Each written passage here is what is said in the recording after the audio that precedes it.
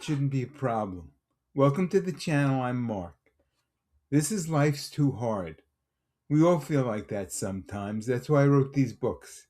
Spiriting Around, a modern guide to finding yourself, which is really about how to be an adult. CLAQ, CLAQ, creating love and asking questions, because life is a question machine, which is about how to work with God.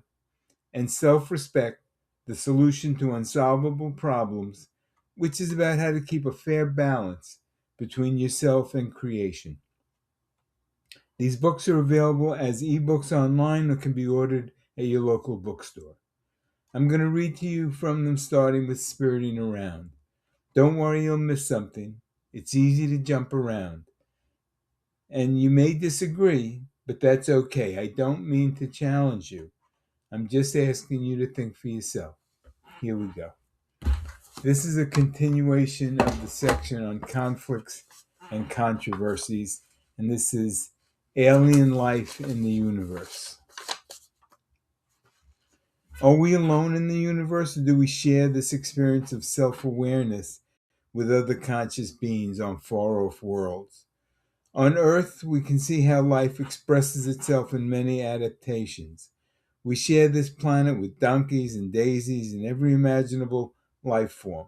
From flying fish to giant redwoods, they all experience life within God's mandate. Their shapes and behaviors uniquely serve them, and they possess their life in that uniqueness. But they also share it in the world systems, from the great oceans to the local pond. If you think extremes define alien life, you can find it in the most inhospitable places here on Earth. We've learned life can thrive under the enormous pressure at the bottom of the ocean.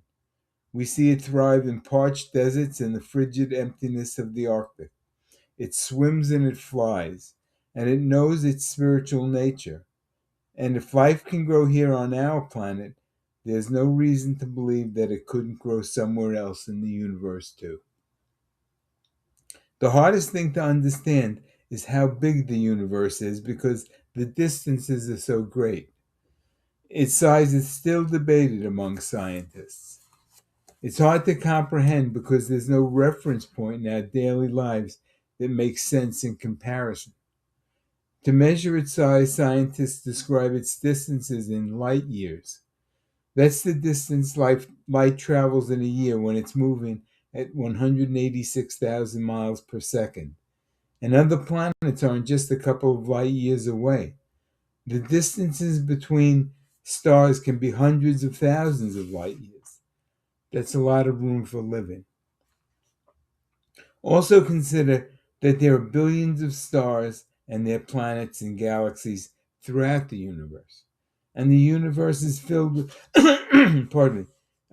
billions of galaxies.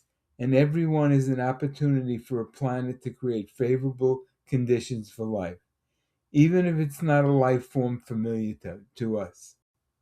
And God's consciousness touches them just as easily, forming material experiences suitable to expressing creativity and exploring existence. Earth exists in a relatively rural part of the universe, away from the great density of stars and planets. That could be the reason we've had just limited contact with other worlds. It's my opinion that it's unlikely Earth's the only place in the universe with life. Instead, I believe there are millions of planets in the universe supporting life spiritually conscious of God.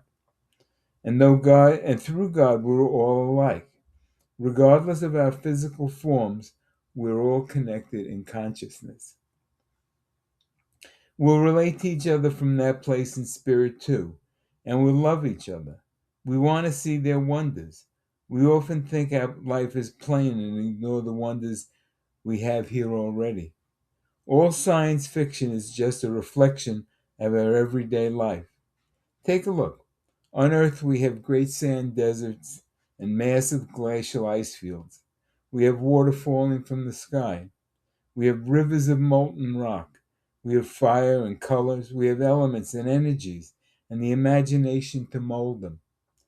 In imagination, we share the feast of consciousness. So why do we look to outer space for enlightenment when enlightenment is right outside our door? All you have to do is reach for it. That doesn't mean we're not unique in the to the cause of universal consciousness. We may well be. Earth could be to the universe what Jerusalem means to us here, a spiritual center and worldwide holy place. Advanced technologies don't prove that an alien culture is any more spiritually aware than we are, and we question the motives of alien visitations in the same way we question anyone's motives. We're cautious but optimistic. We have to protect ourselves whatever happens. It doesn't matter if they're new neighbors or someone new at work. We see them all the same way, as foreigners. They probably see us the same way too.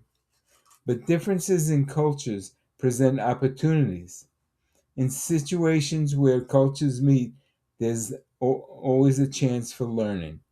Every contact has the excitement of fresh perspectives and intriguing solutions to universal problems. So where's the proof of alien life? Show me. Without evidence, the debate goes on. But it's more a mental exercise and emotional outlet than anything practical. It's like arguing if some old-time sports team could beat your favorite team today. So what? We'll either know someday for sure or we'll keep on wondering. It makes sense, though, for there to be other conscious beings in the universe. So we explore outer space hoping to meet them someday and understand consciousness from their point of view. Whether or not we believe aliens exist, like Bigfoot and the Loch Ness Monster, we want them to be real. We like anything new, and we like it a lot if it's a new way of looking at ourselves. That's what we look forward to finding. We want to understand ourselves better in comparison. That's a good place to stop. Thanks for spending some time with me. I hope you found it worthwhile. I hope you were intrigued and inspired. I enjoy sharing what I spent my whole life learning. Now I pass it along to you so you can make your life easier. I appreciate your comments and suggestions. Remember to subscribe. Hope to see you all next time.